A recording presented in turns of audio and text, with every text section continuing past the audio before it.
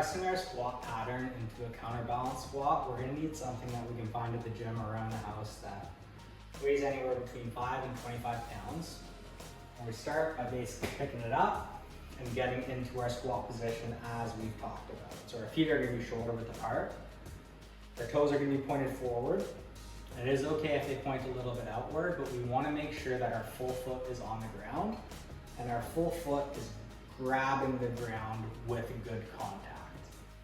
So we're gonna have our weight, feet are gonna be planted in the ground, and then we're gonna contract our core to make sure we keep our back nice and flat through our full range of motion. So keeping that core tight, we're gonna avoid caving forward and we're gonna avoid extending upwards. So feet shoulder width apart, core is tight, we have the ball in our hand. We're gonna use this ball as a counterbalance to make sure we don't fall backwards as we squat down. So as I squat down, keeping my good form, my tight core, I'm going to move the ball forward to help me keep my balance. And I'm going to push back up, and I'm going to squeeze my hips through the top of the movement. So squatting down, pushing the counterbalance weight forward, making sure I keep my balance, back up.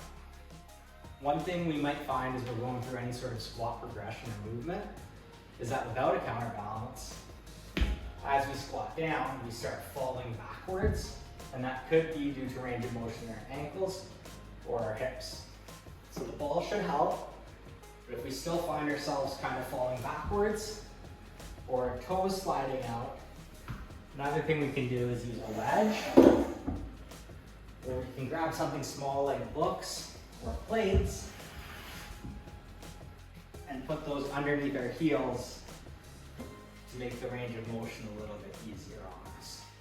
So whenever we're practicing our squat, ideally we have our feet flat, but we can also use something like a wedge, something like a counterbalance to work through a comfortable progression with the range of motion that we currently have.